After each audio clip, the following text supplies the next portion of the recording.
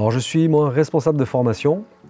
Mes principales missions, c'est, on va dire, d'essayer d'aider des gens à acquérir de nouvelles compétences pour pouvoir bosser par la suite.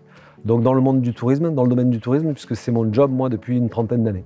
Donc pour vous donner un ordre d'idée, moi j'ai démarré dans le tourisme il y a effectivement une trentaine d'années en tant que stagiaire et puis j'ai évolué doucement jusqu'à arriver à être directeur de village de vacances.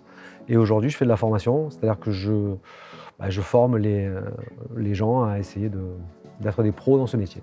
Alors justement, moi j'ai arrêté l'école de bonheur, donc je dois tout à la formation professionnelle, c'est-à-dire que j'ai suivi plein de formations, donc une formation en animation, j'ai démarré, puis après j'ai fait une formation en gestion d'établissements touristiques, donc pour être directeur, et puis une formation de maçon, ce qui n'a rien à voir, mais ça c'était pour mon plaisir personnel.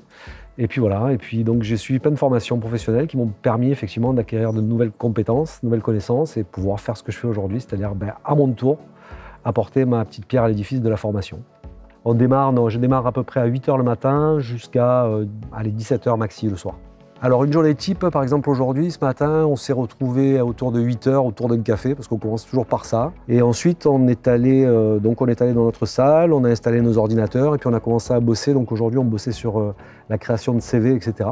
Moi, je travaille avec des stagiaires, donc des gens qui débarquent, qui ont envie de découvrir de nouveaux horizons. Donc soit c'est des gens qui sont plutôt jeunes et qui ont zappé les études, ils en ont eu marre et ils ont envie de se consacrer à une vie professionnelle, auquel cas c'est ce type de personnes, ou alors des gens qui changent de job et qui ont envie de découvrir d'autres horizons. Parce qu'en fait, il y a des formateurs qui sont indépendants, donc ils font des factures, donc c'est leur propre entreprise et ils facturent. Et puis il y en a d'autres qui sont salariés, mais ça peut fluctuer, on va dire peut-être au démarrage, entre peut-être 1 500 € net jusqu'à, pour certains formateurs, 3 000 € net. Alors les difficultés, elles sont quand on a affaire à des gens qui ne sont pas très motivés. Ça, c'est quelque chose qui est un peu difficile, c'est-à-dire que autant si on a des gens qui ont envie, on peut leur donner vraiment des possibilités en termes d'employabilité, en termes de réseau, parce qu'on a un gros réseau, on connaît beaucoup de monde, donc on peut les aider à bosser très rapidement. Quand on a affaire à des gens qui n'ont pas trop envie, ouais, c'est parfois pénible. Quand je prends des jeunes gens ou des moins jeunes, parce qu'il y a aussi des moins jeunes, on peut aller jusqu'à 60 et quelques années, le but du jeu, c'est quand même que derrière, ils puissent décrocher un emploi. Donc ça, c'est la responsabilité que moi, je me donne.